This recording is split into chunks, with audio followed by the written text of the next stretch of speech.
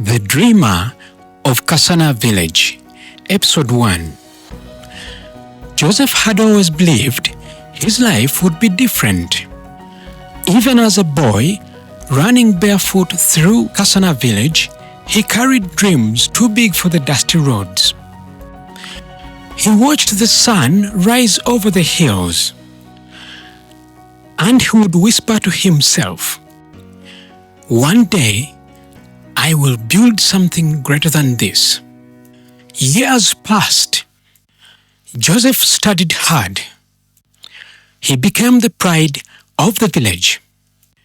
When he earned a degree in development studies, people danced. Women ululated. Even the elders nodded with pride.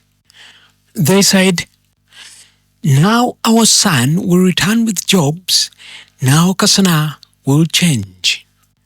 But after graduation, reality arrived like a heavy stone. Joseph returned home, not with a job, but with silence. Every morning, he walked to the trading center. Men sat under trees doing nothing. Young graduates like him leaned against broken walls. Shops were closed. A sign hung on one door. No vacancies. The young man applied everywhere. District offices, NGOs, even to companies in town. But the answer was always the same. "We will call you." They never did. Weeks became months, and the village began to speak. Some said the young man's education failed him, and others whispered he should just go to the city and struggle like the rest. Even his own heart grew tired. One evening, Joseph sat outside his father's home. The cooking fire cracked. The village was calm, but inside him was pain. He looked at his father and said softly, "Father, I want to leave." His father paused.